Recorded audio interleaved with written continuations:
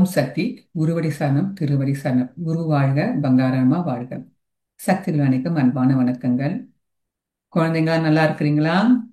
குழந்தைகள் எல்லாம் நவராத்திரில கலந்துருப்பீங்க. எல்லாரும் கலந்து எண்ணெயெல்லாம் ஊத்துனீங்களா?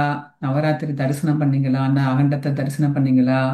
வீட்டுல 9 நாள் விளக்கு ஏத்தி கும்பிட்டீங்களா? எல்லாம் செய்திருப்பீங்கன்னு நினைக்கிறேன். நீங்க செய்தீங்களா இல்லையா? கமெண்ட்ஸ்ல பதில் தெரியப்படுத்துங்க. இப்போ ஒரு அம்மாவுடைய அருள் வாக்கு.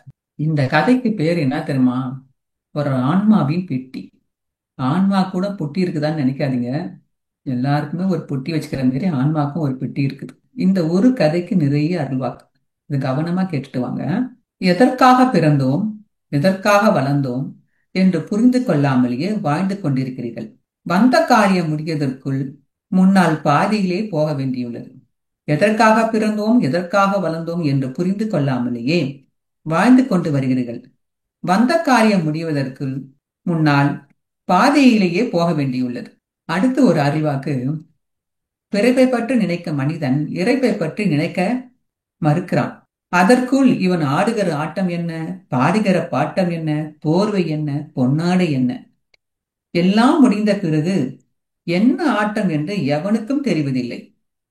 இருந்த நிலையையும், இருக்கிற நிலையையும், இனி இருக்க போகும் நிலையையும் ஒவ்வொருவரும் நினைத்து பார்க்க வேண்டும். என்ன சொல்றாங்க பார்த்தீங்களா அம்மா அருள்வாக்க? பிறப்பை பற்றி நினைக்க மனிதன் இறப்பை பற்றி நினைக்க மாட்டான். அதற்குள் இவன் என்ன ஆட்டம் ஆடுறான், என்ன பாட்டு பாடுறான், என்ன போர்வை பொத்துக்கிறான், பொன்னாடை என்ன, எல்லாம் முடிந்த பிறகு என்ன ஆட்டம் ஆடுன்னு அவனுக்கே தெரிய மாட்டுது. என்னமோ ஆடிட்டு போயிட்டே இருக்கிறான். இருந்த நிலைமையும் இருக்கிற நிலை இனி இருப்போக நிலையும் ஒருவனுக்கு நினைத்து பார்க்க மாட்டோம். நம்ம யாருமே நினைச்சு பார்க்கறதே கிடையாது. நம்ம அடுத்து என்ன ஆக போறோம், நம்ம என்ன இருக்கிறோம், யாராவது நினைச்சு பார்க்கறோமா? நினைச்சு பார்க்கறதே இப்ப இருக்கிற ஆட்டத்தை மட்டும் ஆட்டம் போட்டுக்கின்னு ஜாலியா இருந்துட்டு போறோன்றாங்க அம்மா. அடுத்து இன்னொரு அருள்வாக்கு, அம்மாவோட அருள்வாக்கு என்னன்னு பாத்தீங்கன்னா, மண்ணுக்குள் இருப்பதும் விண்ணுக்குள் இருப்பதும் உனக்கு தெரியாது. நீ இறந்த பிறகு மண்ணுக்குள் போய் என்ன ஆகப் போகிறாய் என்பதும் உனக்கு தெரியாது. பிறகு விண்ணுக்கு போய் என்ன ஆகிறாய் என்பதும் உனக்கு தெரியாது. உன் பிறப்பும் இறப்பும் எப்படி அமைகிறது என்பதும் உனக்கு தெரியாது. நமக்கு எதுவுமே தெரியாது அம்மான்றாங்க. அடுத்து ஒண்ணு, நீ பிறந்து என்ன கண்டாய், வாழ்ந்து என்ன கண்டாய், ஆன்மாவை கண்டுபிடின்னு அம்மா சொல்றாங்க. சரி, உனக்கு என்ன தெரியும், உனக்கு என்ன தெரியும் அம்மா சொல்றாங்கல்ல. உனக்கு எதுவுமே தெரியாது. நீ மண்ணுக்கு போய் என்ன ஆக போற, பின்னுக்கு போய் என்ன ஆக போற, ஆன்மாவை கண்டுபிடினாங்க. இப்ப இதெல்லாம் நம்ம கண்டுபிடிக்கலாமா? வரீங்களா? தன்னுடைய பிறப்பும் இறப்பும் என்பது, நம்ம ஒவ்வொருத்தவங்களுடைய பிறப்பு இறப்பு என்பது அவங்க உயிரோடு சம்பந்தப்பட்டது. உயிர் தன்னுடைய வினைகளுக்கு ஏற்ப ஏதாவது ஒரு உடலை ஏற்றுக்கொண்டு பிறவி பயனை அனுபதற்காக இந்த பூ உலகில மனுஷனா பிறக்குது. ஒரு உடலை ஏத்து வருது. உடலை ஏத்து வந்த பிறகு திருப்பி கொஞ்ச நாள் இந்த உலகத்துல வாழ்ந்துட்டு திருப்பி இறந்து போகுது. அப்படி இறந்த அந்த ஆத்மா என்ன பண்ணுது? அந்த உயிர் திருப்பி செய்த வினைப்பயனுக்கு ஏற்ப அதுக்கு ஏதாவது வேற வேற உடலை எடுத்து ஒவ்வொரு முறையும் ஒவ்வொரு உடலை எடுத்துக்கிட்டு இந்த உலகத்துல பிறக்குது, வினைப்பயனை அனுபவிக்குது, திருப்பி இறந்து போயிடுது. இப்படியே இந்த பிறப்பும் இறப்பும் மாறி மாறி வந்துகினே இருக்குது. இப்படி இந்த உயிரானது உடலை விட்டு பிரிஞ்சு போவது தான் மரணம் சொல்றோம். அது இந்த உடலை விட்டு பிரிஞ்சு போய் அடுத்த பிறவி எடுத்து வரக்குள்ள இன்னொரு பிறவி உள்ள இன்னொரு உடல்ல போய் சேருது பாரு, அது பிறக்குது பாரு, அதுக்கு பேர் தான் ஜனனம். இந்த மரணமும் ஜனனமும் மாறி மாறி பிறப்பும் இறப்பும் மாறி மாறி சுரண்டுக்கினே இருக்குது. அது கர்ம வினைக்கு ஏற்றபடி பலன் கிடைக்குது. இந்த பிறவியிலிருந்து இதெல்லாம் முடிவு காலம் வருது. எப்பதான் இதெல்லாம் நிறுத்தப்படும்? இந்த பிறவி எப்பதான் இதுக்கெல்லாம் முடிவடையும்? அதுக்காக வேண்டிதான், இது முடிவடையதுக்காக வேண்டிதான் மனிதனுக்கு கடவுள் மனித பிறவியே கொடுத்துக்கிறார். ஒரு உண்மையுமே அளப்பெரியாத அற்புதமான பிறவிதான் மனித பிறவி. அந்த மனித பிறவியில தான் ஒருவன் தன் ஆன்மாவை உணர்ந்து முக்தி அடைய முடியும். அதனாலதான் முக்தி அடையதுக்காக வேண்டிதான் மனித பிறவியை கொடுக்கறாங்க. இந்த மனித பிறவியில மட்டும்தான் ஒருத்தனுக்கு ஞானம் போதிக்கப்படுது, சாஸ்திர சம்பிரதாயங்கள்லாம் போதிக்கப்படுது. அந்த ஞானத்தை பயன்படுத்தி, சாஸ்திர சம்பிரதாயங்களை பயன்படுத்தி அவன் ஞான நிலையில கடவுளை முக்தியை நோக்கி அந்த தர்ம நெறியிலையும் நல்ல நெறியிலையும் ஆன்மீக நெறியில வந்தான்னா அவனுடைய கடவுள்கிட்ட போய் முக்தி அடைஞ்சி அந்த பிறவியை அவனால முடிக்க முடியும். அப்படி இல்ல, அவங்க அம்மா சொன்ன அருள்வாக்கம் பார்த்து ஆடி ஆட்டம் என்ன, பாடிய பாட்டம் என்னன்னு சொல்லி பாடிட்டு போனானா அடுத்து அடுத்து அவன் ஆட்டம் போட்டுக்கிட்டே இந்த உலகத்துல பிறந்துகிட்டே இருக்க வேண்டியதுதான். அப்ப நாம இந்த பிறவி நம்ம முடிவடையணும்னா அம்மா சொல்ற முறைப்படி ஆன்மீக நெறியில போய் நம்ம பிறவியை முடிக்க முயற்சி பண்ணணும். இப்ப நாம மனித உடல் எடுத்த பிறகு நாம எல்லாம் ஒரு ஊருக்கு போறோம்னா என்ன பண்ணுவோம்? நம்ம ஒரு ஊருக்கு போகக்குள்ள நம்ம என்ன செய்வோம்? நம்மளோட உடைமைகள், துணிமணிகள், நகைகள், பொருட்கள் எல்லாம் ஒரு பெட்டியில எடுத்து வச்சுதான் ஒரு ஊருக்கு போவோம். அதே மாரியே இந்த உயிரானது இந்த உலகத்துல பிறந்து வரக்கூடிய ஒரு பொட்டியோட கடவுள் நமக்கு ஒரு ரகசிய பெட்டியை கொடுத்துதான் அனுப்புறாரு. என்ன பெட்டியா? நான் பிறந்தக்குள்ள பெட்டியெல்லாம் பிறக்கலையே, எங்க அம்மா வயித்துல தானே பிறந்தோம்னு கேள்வி கேட்காதீங்க. அம்மா வயித்துல பிறந்தாலும் நம்முள்ள ஒரு பொட்டி இருக்கிறத கடவுள் சொல்றார். அந்த பெட்டியின் பெயர் தான் என்ன பெட்டி? ஒரு ஆன்மாவின் பெட்டி. அந்த பெட்டி கதையை பார்ப்போமா? பெட்டியை திறந்து பார்த்து அந்த பெட்டியில என்ன இருக்குதுன்னு பார்க்கலாமா? வாங்க கதைக்குள்ள போலாம். ஒரு மனுஷன் பிறக்கிறான். ஒரு மனுஷன் பிறந்த பிறகு வாழறான், வளரலாம், கல்யாணம் பண்ணிக்கிறான், சொத்து சுகம்லாம் சேர்த்து வைக்கிறான், எல்லாம் செய்யறான். அந்த இறப்பு காலம் வந்தோடனே கொஞ்ச நாள் ஆன உடனே அவனும் இறந்து போயிடறான். இறந்து போற காலம் வந்தோடனே யமதூதர்கள்லாம் அவனை யமலோகத்துக்கு கூட்டின்னு போயிடுறாங்க. அந்த மனுஷனை யமலோகத்துக்கு போகக்குள்ள அவன் மனுஷனா இருக்க மாட்டான். இப்ப அவன் ஆன்மா. இந்த ஆன்மா யம தர்மராஜா சிம்மாசனத்தை உக்காந்துக்கிறார். யம தர்மராஜாவை பார்த்தவொடனே அவன் ரொம்ப பயப்படுறான். யம தர்மராஜா கருணையோட கிட்ட கூட்டு அவர்கிட்ட ஒரு பொட்டி கொடுக்கிறார். அவர் பொட்டியை வாங்கக்குள்ள இந்த இந்த இந்த இந்த ம- இந்த ம- இந்த பயப்படுறான். இந்த உயிர் பயப்படுது. கை நீட்டு அந்த பொட்டியை வாங்குறாரு. அந்த அந்த மனுஷன் வாங்கணும். அந்த இறந்த ஆன்மா வாங்குது. வாங்கின உடனேயே பயந்துக்குன்னு பொட்டியை கையில வச்சு யமதர்ம பார்த்து யமதர்ம சொல்றாராம். கருணையோட சொல்றாராம், என்ன உனக்கு சேர வேண்டிய பெட்டி மகனே, உன்னோட உயிர் உன் உயிர் இங்க யமலோகத்துக்கு வரும்போது உயிர் பிரிந்த பிறகு உன்னுடைய பெட்டியும் உன் கூடயே வரும். கொண்டு வர வேண்டியது எங்களுடைய பொறுப்பு. இது உன்னுடைய பெட்டி, உன்னுடைய உடைமைகள்லாம் இதுல இருக்குது, நீ எடுத்துக்கன்னு சொல்றாராம். அவர் கொடுத்த உடனே இவனுக்கு ரொம்ப சந்தோஷமாயி போச்சு. ஆ, யமனுக்கு இவ்வளோ கருணையா? இதுல என்னோட உடைமைகள்லாம் இருக்குதுன்னு சொல்றாரே. நான் என்ன நினைச்சேன், ஐயோ நான் இவ்வளவு அளவுக்கு வாழ்ந்தனே, செல்வ செழிப்பா வாழ்ந்தனே, இவ்வளவு சொத்து சேர்த்து வச்சனே, இவ்வளவு நகைகள் சொத்து செல்வங்கள் சேர்த்து வச்சனே, இவ்வளவு ஆடைகள் சேர்த்து வச்சனே, இதெல்லாம் விட்டுட்டு நான் அப்படியே வந்துட்டனேன்னு சொல்லிட்டு நான் ரொம்ப கவலைப்பட்டு ரொம்ப மன வருத்தத்திலே இருந்தனே. பரவாயில்லை, யமனுக்கும் கருணை இருக்குதுடா. யமன் பகவான் யமனை பாத்தீங்க, யமதர்மனை பாத்தீங்களா? எனக்கு பிடிச்சமான உடைகளையோ அல்லது செல்வத்தையோ அல்லது நகைகளையோ ஏதோ ஒரு ஆடையோ எனக்கு பிடிச்சமான ஒரு உடைமைகளை இதுல வச்சு எனக்கு பரிசா கொடுக்கறாருன்னா யமன் எவ்வளவு கருணையானவர் பாராம். இந்த பொட்டியை மறக்காம என்கிட்ட ஒப்படைக்கிறாரேன்னு நினைச்சுக்கிட்டு ஆசை ஆசையா அந்த பொட்டியை வாங்கி அவன் திறந்து பார்க்கறான். என்னோட உடைமைகள்லாம் இருக்குதுனால காலி பொட்டியா இருக்குதுன்னு தேடி பார்க்கறான். அந்த பொட்டியில ஒண்ணுமே இல்லை. உடனே உடனே யமதர்மாட்ட கேக்குறாங்க, இது என்ன பெட்டி காலியா இருக்குது, என்னோட உடைமைகள்லாம் இருக்குதுன்னு சொன்னீங்களே, இதுல ஒண்ணுமே இல்லையேன்னாராம். அப்ப ஏதாவது அந்த பெட்டியில சேர்த்து வச்சிருந்தா தானே உனக்கு அந்த பெட்டியில உடைமைகள் இருக்கும் சொல்லிட்டு யமதர்மன் சொல்றா. உடனே இவன் கேட்கறான், நான் என்ன சேர்த்து வைக்கல? நான் பூலோகத்துல வாழும்போது எவ்வளவு சொத்துக்கள் சேர்த்து வச்சிருந்தேன், எவ்வளவு செல்வங்கள் சேர்த்து வச்சிருந்தேன், எவ்வளவு நகைகள், எவ்வளவு வைரங்கள், எவ்வளவு நகைகள், எவ்வளவு சொத்துக்கள், எவ்வளவு வீடு, எவ்வளவு பங்களா, எவ்வளவு கார், எவ்வளவு சேர்த்து வச்சு எவ்வளவு செல்வந்தரா இருந்தேன், எவ்வளவு சொத்துக்கள் வச்சிருந்தேன், எவ்வளவு ஆடைகள் அணிகலன்கள், எனக்கு பிடிச்சமான ஆடைகள் எவ்வளவு சேர்த்து வச்சிருந்தேன், எல்லாம் இதுல இல்லையேன்னு சொல்றாராம்.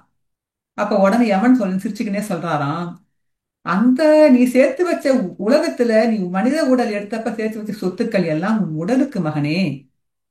அந்த உடைமைகள் எல்லாம் இந்த பொட்டியில போட முடியாது. வேற ஒரு உடைமைகளை தான் இந்த பொட்டியில போட முடியும்னு சொன்னான். அவருக்கு ஒண்ணும் புரியலையாம். ஏன் அப்ப அதெல்லாம் ஏன், அது என் சொத்து தானே, அது நான் சேர்த்து வச்ச சொத்து தானே, அது ஏன் இதுல பெட்டியில போட முடியாது, அது என்னோட உடைமைகள் தானேன்னு கேட்டான். அந்த உன் உடலுக்காக சேர்த்த உடைமைகள் எல்லாம் இந்த பெட்டியில போட முடியாது, பொட்டியில கொண்டு வர முடியாது மகனே. அதை இங்க மேலுலகத்துக்கு கொண்டு வர முடியாது, அது கீழே நீ விட்டுட்டு வந்துட வேண்டியதுதான். ஏன் இந்த உண்மை உனக்கு தெரியாதா, இதை நீ யோசிக்கலையான்னு கேட்டார். அப்ப மேற்கொண்டு யமதர்மன் சொன்னான், இது எனக்கு புரியலன்னு சொன்னான். மேல்தோறும் யமதர்மராஜா சொன்னாராம், ஒவ்வொரு உயிரும் பிறக்க ஒவ்வொரு மனிதனும் பிறக்கும் பொழுது அந்த மனிதனுடைய கடவுள் அவனுக்கு ஒரு பெட்டியும் ஒரு ரகசிய பெட்டியும் அவர்கள் உயிர் வாழ்வதற்கு 4 துணையும் உலகத்துல கொடுக்கிறாருன்னு சொன்னாங்க. 4 துணையை கொண்டு இந்த பெட்டியிலே உன்னுடைய உடைமைகளை இதை சேர்த்து வைக்க வேண்டும் சொன்னாங்க.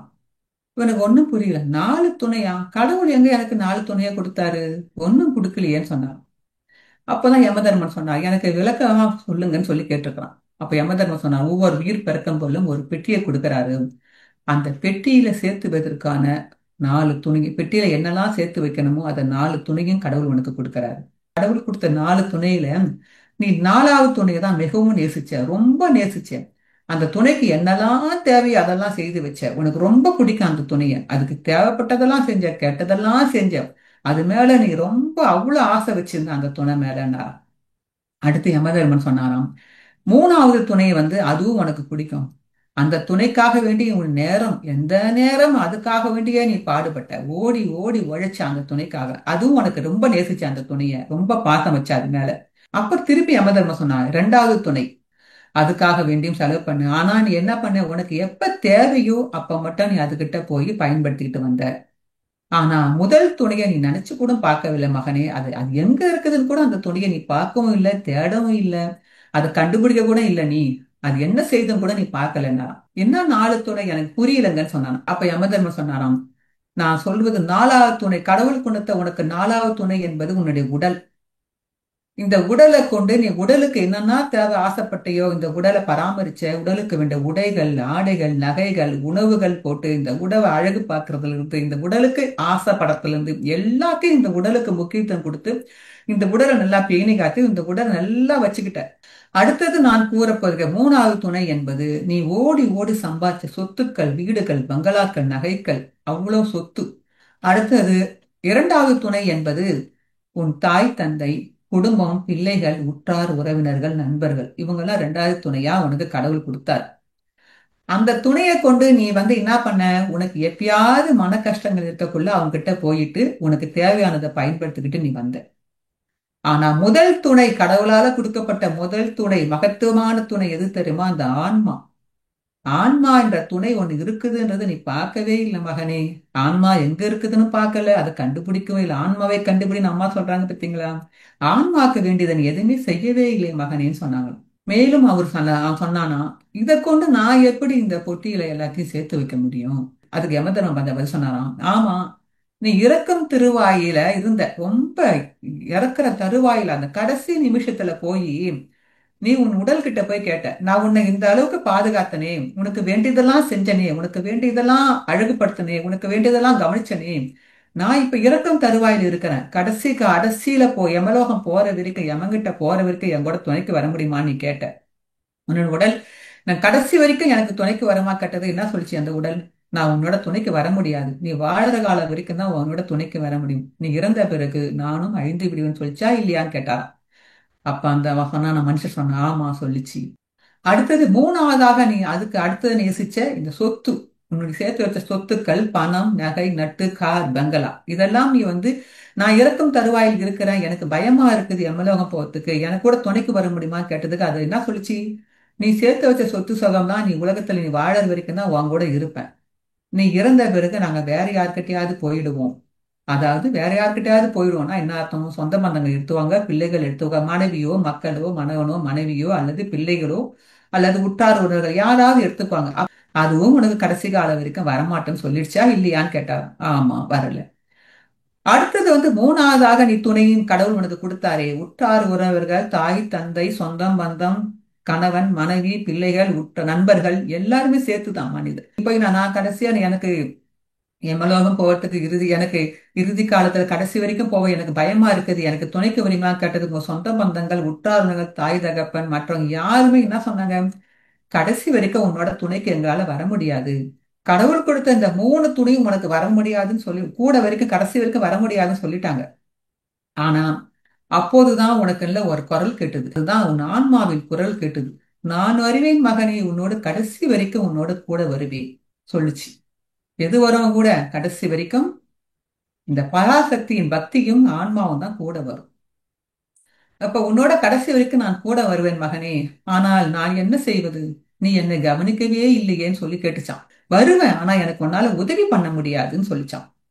இதெல்லாம் யமதர்மன் வந்து அந்த இறந்த நபருக்கு சொல்றார். இப்ப பாத்தீங்களா, நீ துணை, கடவுள் கொடுத்த நாலு துணையில இந்த வாழ்க்கையில வாழ அந்த மூணு துணை உனக்கு கடைசி வரைக்கும் துணைக்கு வரல.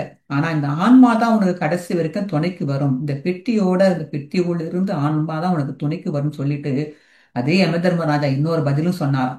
ஆனா இந்த துணை வந்து துணைக்கு வராதுன்னு சொல்ல முடியாது. ஏன் தெரியுமா? நீ வாழற வாழ்க்கையை பொறுத்து இருக்குது. இந்த கடவுள் உனக்கு துணையாக இருக்கட்டும், இந்த பிறவி எடுத்தது துணையா இருக்கட்டும், இந்த உடலை கொடுத்தாரு.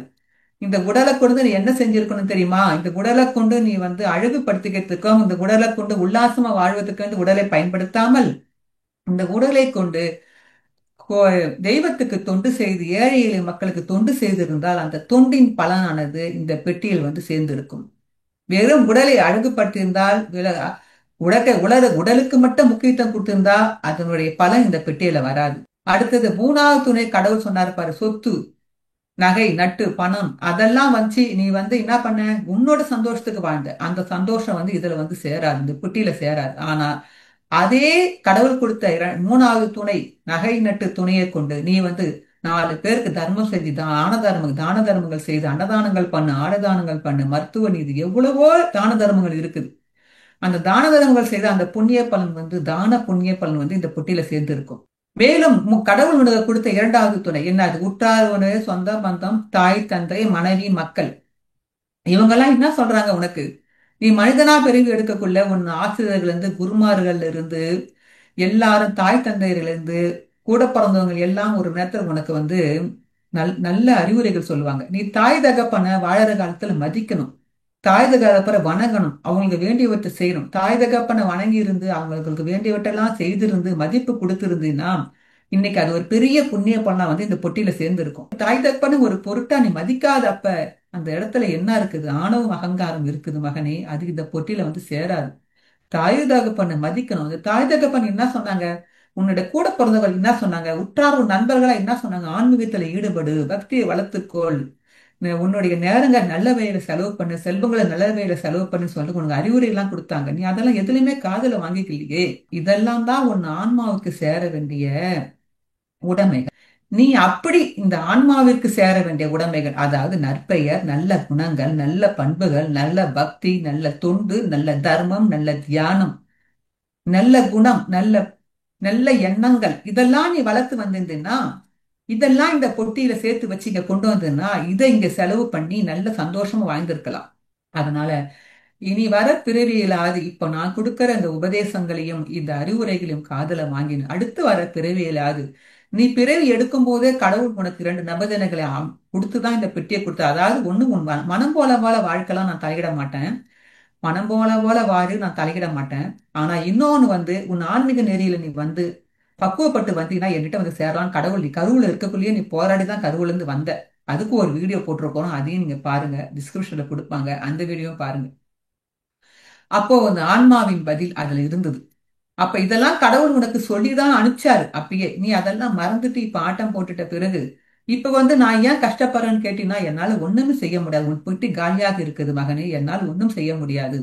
அடுத்த பிறவிகளாக இந்த உபதேசத்தை கடைபிடிச்சு இந்த அறிவுரைகளை காதல வாங்கி இதன்படி நடந்து நல்ல வழியில் நற்பெயர் எடுத்து நல்ல குணங்களை பக்தி தொண்டு தர்மம் வளர்த்து நல்ல நிலைமையில் சேர்ந்து கடவுளை அடைவாயாகன்னு சொல்லிட்டு யமதர்மன் ஆசீர்வாதம் பண்ணி அனுப்பினாராம். இந்த கதையிலிருந்து கேட்கிற அனைத்து சக்திகளுக்கும், பக்தர்கள், தொண்டர்கள், நேயர்கள் அனைவரும் இந்த கதையை கேட்கிற எல்லாருக்குமே நமக்கும் எல்லாருக்குமே இதே மாதிரி ஒரு பெட்டி இருக்குதுதான், ரகசிய பெட்டி. எல்லாருமே ஆன்மாவின் பெட்டி. அந்த பெட்டியோட குரல் யாரு? அது ஆன்மாவை கண்டுபிடின்னு அம்மா சொல்றாங்கல்ல. இப்போ நம்ம இந்த கதையை கேட்டு எல்லாருமே நம்மளும் எல்லா மனிதனை பிறந்த எல்லாரும் ஒரு நாள் இறக்கத்தான் போறோம். இறந்த பிறகு நாமெல்லாம் இந்த கதையை கேட்ட பிறகு யமன் கிட்ட போய் உபதேசம் வாங்கக்கூடாது, யமன் கிட்ட போய் அறிவுரை கேட்கக்கூடாது. ஏன்னா இந்த அறிவுரைகள் உபதேசங்கள் நம்ம எல்லாம் இப்பயே கேட்டுட்டோம். நம்ம அம்மா இந்த உபதேசங்களையும் அறிவுரையும் அருள்வாக்காவும் அன்னை ஆதிபராசத்தின் அருள்வாக்கவும் குரு உபதேசமாக பல நூல்கள் வெளியிட்டுக்கிறாங்க. இதெல்லாம் படிச்ச நாம யமன்கிட்ட போய் நிக்க கூடாது, யமன்கிட்ட போய் உபதேசம் வாங்கக்கூடாது, யமன் கிட்ட போய் அறிவுரை கேட்கக்கூடாது. அப்படின்னா என்ன பண்ணணும்? நாம ஆன்மாவை நம்ம பக்குவப்படுத்தி அந்த உபதேசங்களை வாங்காம நாமளும் இப்பையில இருந்தே பொட்டிகளை எவ்வளவுக்கு சேர்த்து வச்சிருந்தவங்களா பரவாயில்ல, தப்பிச்சிட்டீங்க. சேர்த்து வைக்காதவங்களா யாராவது இருந்தா இனி இந்த ஆன்மாவின் பெட்டியில் இனிமேல் பற்றி என்ன சேர்த்து வைக்கணும்னு சொல்லிட்டு எல்லாருக்கும் தெரியும். நம்மளுடைய உடல் பராமரிப்பு அழகோட அதை வச்சு தொண்டு செய்யுங்க, தர்மம் பண்ணுங்க, பக்தி வளர்த்துங்க, நல்ல குணங்க நல்ல எண்ணங்களை வளர்த்து இந்த ஆன்மாவின் பெட்டியை நாம் இறைவனிடம் நேராக கொண்டு போய் சமர்ப்பிக்க வேண்டும். அதனால அனைவரும் அன்னையின் அருள்வாக்கை கடைபிடித்து அனைவரும் ஆன்மாவை கண்டுபிடித்து வாழ்க்கையில் அனைவரும் வாழ்க வளமுடன். ஓம் சக்தி. குருவடி சரணம், திருவடி சரணம்.